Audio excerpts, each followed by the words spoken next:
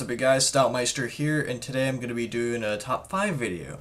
Now, I know top 5 videos are the cliche thing to do, hurt dirt dirt, I'm such a YouTube whore, blah blah blah.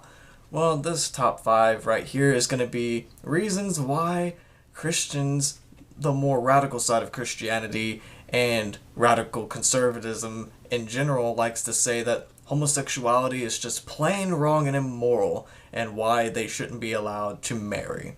Now, this little top 5 was influenced by two following factors.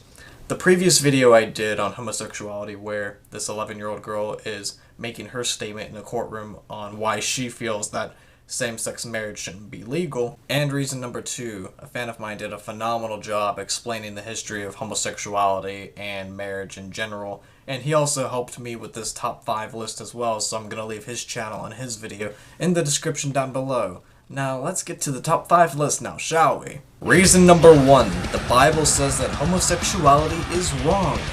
In other words, they have the God says so syndrome. You know what else the Bible says that you can't do?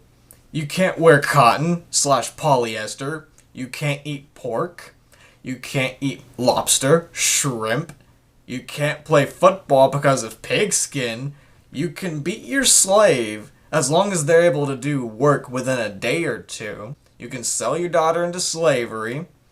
Your daughter, your virgin daughter, is forced to marry her rapist if she's not pledged to be married, and the rapist pays the father 50 shekels of silver. Oh, but wait, Stoutmeister, that's only the Old Testament. We're going by the New Testament now. Well, tell me, evangelist Christians, why do you use Leviticus 18:22 to justify your propaganda on bashing homosexuality and bashing same-sex marriage if you're so against the Old Testament, if it's all about the Gospels? And not to mention, the New Testament also condemns homosexuality as well. Allow me to display all the verses that I found where homosexuality and same-sex marriage is condemned.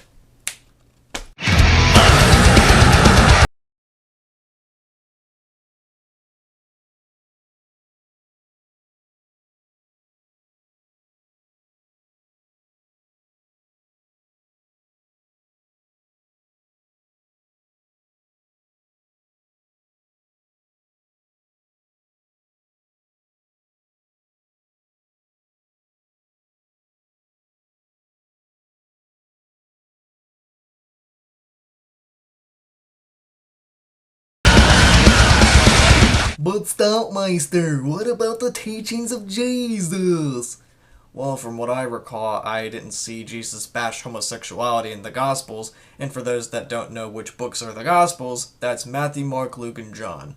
The 4 books. But then again, we have 2 Timothy 3:16, where it says, all scripture is God-breathed. In other words, every man that wrote the Bible was influenced by the Spirit of God, so where's your little rebuttal for that? Now, with point number 1 being made, am I saying that I have any problem with anyone with some sort of religious view? Absolutely not. If your worldview is religious or anti-religious, I have no problem with you as long as you don't shove those beliefs down anyone's throats.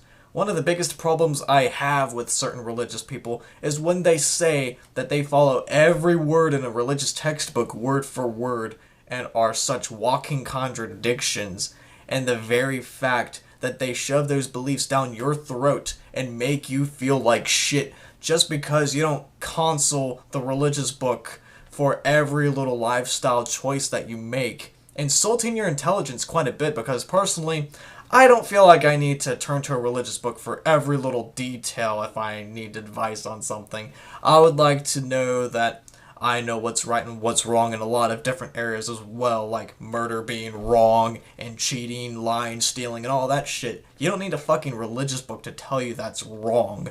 But you know what? Like I said, I have no problem with people that have religious viewpoints. I've stated this in numerous videos. I've even collabed with the Mr. Random Xbox, who is a Southern Baptist. He's more non-denominational, but the very fact is, he's a Christian. A very good Christian, in fact, a very smart one. And I'm going to leave his channel in the description down below of this video page. Now, with reason 1 being said, I would like to propose a toast to those kind of people that follow that reasoning oh so well. Now take good note of what this cup has to say right here, and drink up and cheers. Enjoy with some Monster Fruit Punch Dub Edition. It is fucking awesome. Reason number 2. Homosexuals can't have children since they can't reproduce. That's a big reason right there. And that's pretty much only referring to the male homosexuals in the relationship for the most part, while the females still have the option to be a surrogate mother and get donations of sperm inside of them, unless they absolutely hate sperm that much they would rather adopt instead of having a baby inside their stomach. But there's always the option of being a surrogate mother if you're a lesbian, or adoption if you're both a lesbian couple and a male gay couple. And even if it's not concerning homosexual relationships, what about the straight couples that can't have kids physically, so they have to adopt if they want a kid at all? What about those people? Are they bad to society since they can't reproduce and have kids? Your reasoning's a little fucked up there, radicals. Might want to come up with some better reasons to bash on homosexuality and same-sex marriage. And again, not much needs to be said about this reasoning right here, so let's propose a toast once again, take a good note of what this cup has to say, and cheers! Reason number 3. Children will turn out confused or psychologically damaged if they're being raised by 2 mommies or 2 daddies. That's a big reason that they use right there. The child is going to be psychologically damaged if they're being raised by 2 mommies or 2 daddies, because we all know that any child being raised by 2 people of the same sex is going to psychologically damage them, because every single child needs to be raised by 1 mommy and 1 daddy.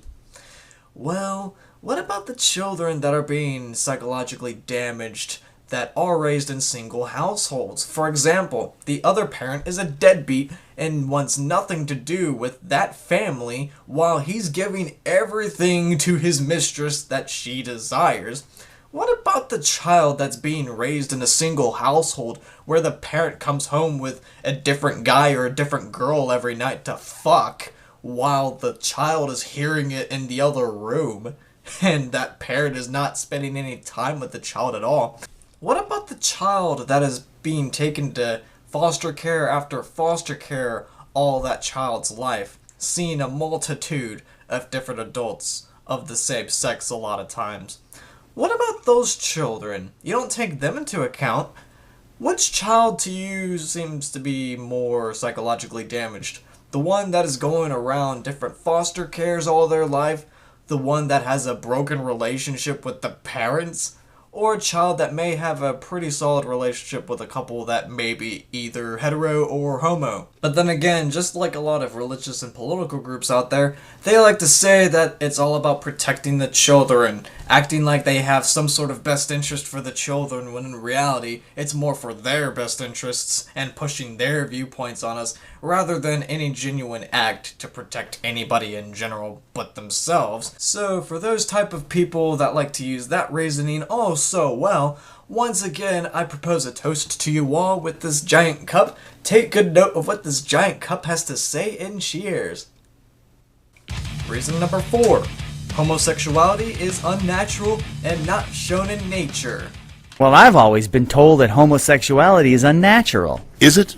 In fact, homosexual relations are common in nature, including zebras, baboons, dolphins, sheep, buffalo, ducks, foxes, elephants, horses, gorillas, moose, house cats, pigs, mice, rabbits, swans, and lions, to name a few.